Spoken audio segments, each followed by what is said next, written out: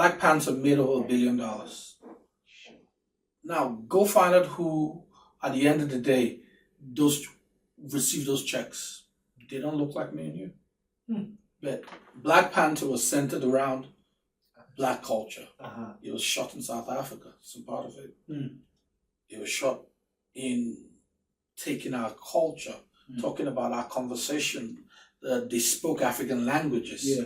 And now that is leveraging, even though an amazing director, I love him, he's an amazing dude. Yeah. But the fact is, again, it boils down to accessibility.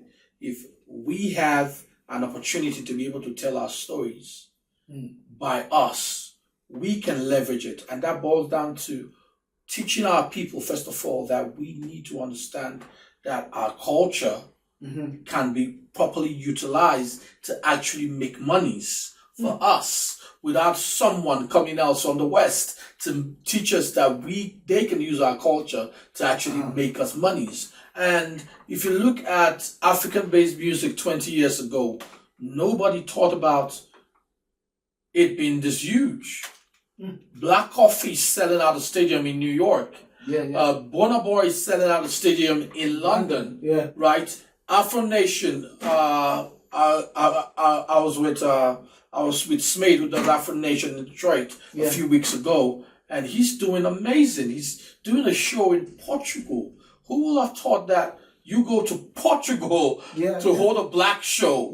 Right? And I get people flying all around Europe to go to that show. The one that happens in Detroit, you have people coming all the way from Toronto to come to that show. Now, that is what our culture drives. So the bottom line is, how do we start to understand our brands, start to think differently, to understand that we don't need to wait for the West to come teach us what we need to do, but we need to now put a listening ear to understand that our culture, right, will drive our brands to a certain level that we've never had before. So where there's an intersection between brands understanding what we do, right, and understanding that culture is of relevance. If Streetwise 2, for example, in South Africa has pap in it, right, and you go down to Nigeria, it has jollof rice in it, right, and you can now understand that when you're in the US, you have chips and chicken on it. So they've understood what culture is, and they've embedded it into what their brand and their products are. So it's similar to how we are able to drive what we do, and our localization of our products by taking it into our communities is very important for our brands to start waking up to understand that we can actually make more than we do by embracing our culture and embracing what is needed for us to go local and make sure that we can now start from the grassroots and grow that up to a certain level and take it global, where it will be appreciated, just like the music industry is globally right now. Sure, that's really amazing.